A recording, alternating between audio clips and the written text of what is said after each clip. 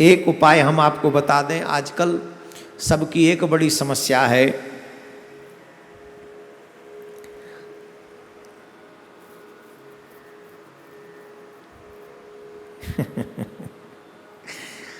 उपाय बताऊं?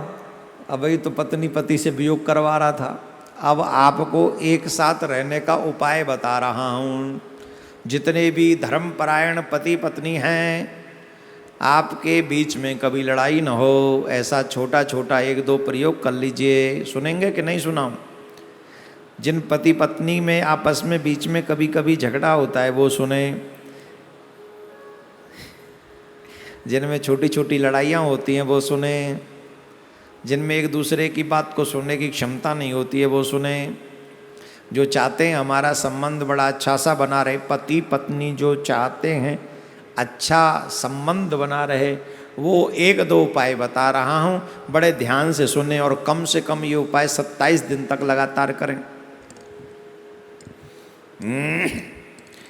और हाँ, एक उपाय करते समय कई उपायों को एक साथ न करें, एक उपाय को ही करते रहें, वही आपको उस रास्ते में अच्छी तरीके से ले जाएगा। तो जो जो लोग ये चाहते हैं कि हमारे पति पत्नी में वो बात बनी रहे, ठीक ठाक बनी रहे, तो आप सबसे एक निवेदन है, आपके सोने का तरीका भी, आप कौन सी दिशा में सोते हैं ये भी महत्वपूर्ण है। श्री हरिवंश पुराण में अच्छा उपाय, ये हरिवंश पुराण का उपाय नहीं, हम आपको बता रहे हैं, हमारे हाथ में आया है, हम भी यहीं पढ़ रहे हैं। हमको कहा है कि ये उपाय बताना, आजकल बहुत पति पत्नी में लड़ाई होती है, तो इसलिए उपाय बता दीजिए। अब इसमें जो लिखा है वही बता रहे हैं हम, सुन लो। पति पत्नी की तकिया दो नहीं होनी चाहिए, एक लंबी सी तकिया होनी चाहिए, एक ही तकिया पे दोनों का सिराना होना चाहिए। इसीलिए शायद हमने देखा है कई होटलों में बड़े लंबे लंबे तकिया होते है ना, तो होटल वाले ज़्यादा अच्छा जानते हैं गृहस्थियों से कि तकिया कितना बड़ा हो। तो एक तकिया लंबा होना चाहिए, उसी पे दोनों का सर होना चाहिए। दूसरी बात, पत्नी को पति के बाईं ओर सोना चाहिए, दाईं ओर नहीं, लेफ्ट हैंड साइड। पत्नी को, और वाम भाग ही है पत्नी का, हमारे शास्त्रों में वामांगी कहते हैं। वाम भाग में आप जहां भी जाएंगे भगवान के युगल सरकार के दर्शन करेंगे तो किशोरी जी वाम भाग में ही है। इसीलिए पत्नी को बैठना भी वाम भाग में चाहिए, लेटना भी वाम भाग में चाहिए, और ज़्यादातर वाम भाग में रहे। राइट हैंड साइड से पूजा में होती, ये ध्यान रखें।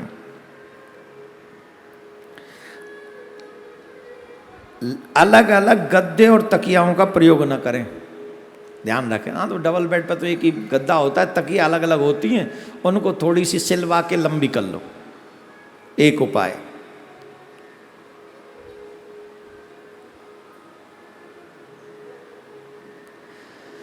जिस कमरे में, मीन्स बेडरूम में आप लोग जो सोते हैं, दूसरा उपाय, जिस बेडरूम में आप लोग सोते हैं उस कमरे का रंग या तो हल्का गुलाबी रखें या हल्का हरा।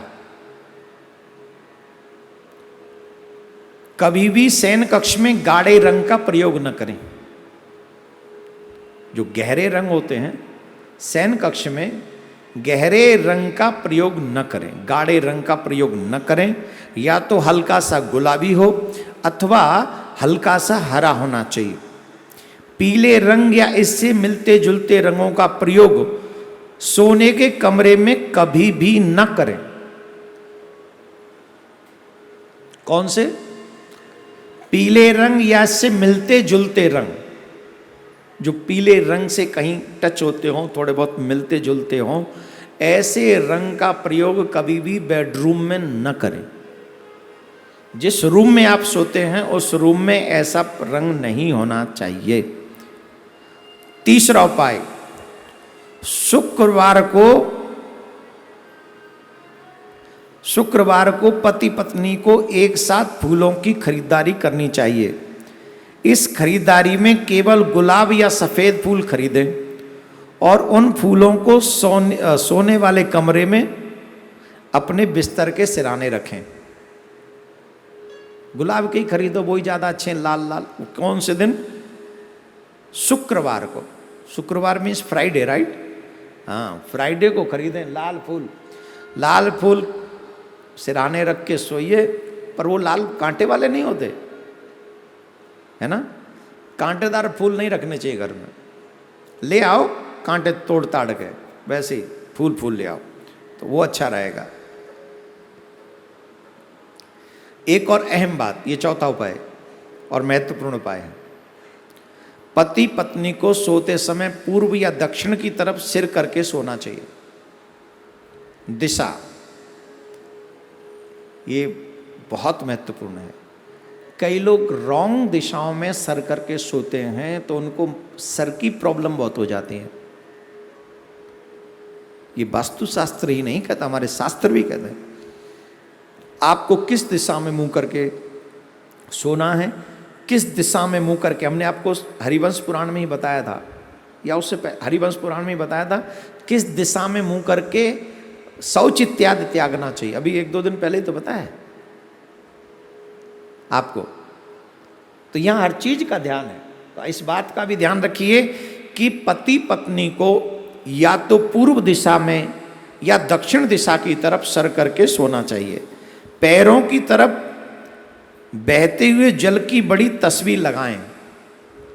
पैरों की तरफ, जहां आप सिर हो गया आपके सामने, तो वहां जो बहते हुए जल की अगर आप तस्वीर लगाएंगे तो वो भी गुणकारी होगी। सोने वाले कमरे में देवी देवताओं की प्रतिमा या चित्र लगाने से बचें। आपके कमरे में देवी देवताओं, जिसमें आप सोते हैं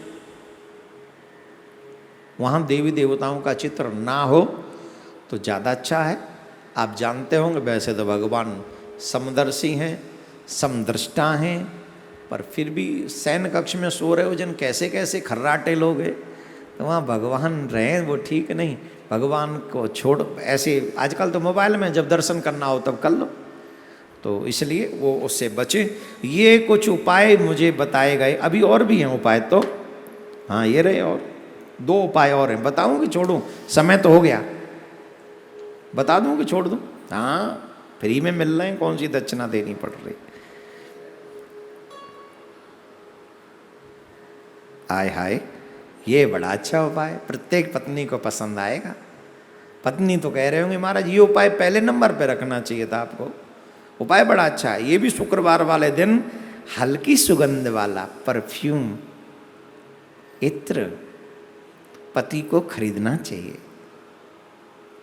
और अपनी पत्नी को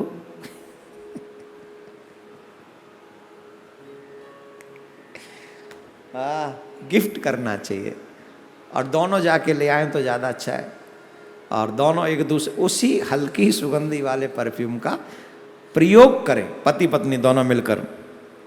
हाँ, एक सावधानी रखें, तीखी सुगंधी वाला कोई परफ्यूम अथवा इत्र न खरीदें। ये कई महाराज इतना भयंकर लगा लेते हैं, हम तो लगाते नहीं कसम से। कई लोग तो पूजा करते समय जब आरती करते हैं ना, भागवत भगवान की है आरती, और देवियों में से बड़े परफ्यूम की सुगंध मारती, बड़ी तेज मारती है, कसम से पूरा नाक हिला देती है। ये तो शुक्र हो कोरोना का कि आजकल ये मुचीका लगवा दिया है, बड़ी तेज होती है एकदम। आज हम लगाते नहीं तो ज़्यादा चढ़ती है हमारे दिमाग में, तो इसलिए हल्की सुगंधी वाला परफ्यूम ही प्रयोग करना चाहिए पति पत्नी को। शुक्रवार को देवी को सफ़ेद मिठाई का भोग लगाएं। इसके बाद साथ में, ये छठा है उपाय, शुक्रवार को देवी को सफ़ेद मिठाई का भोग लगाएं। इसके बाद साथ में उस मिठाई को प्रसाद की तरह ग्रहण करें।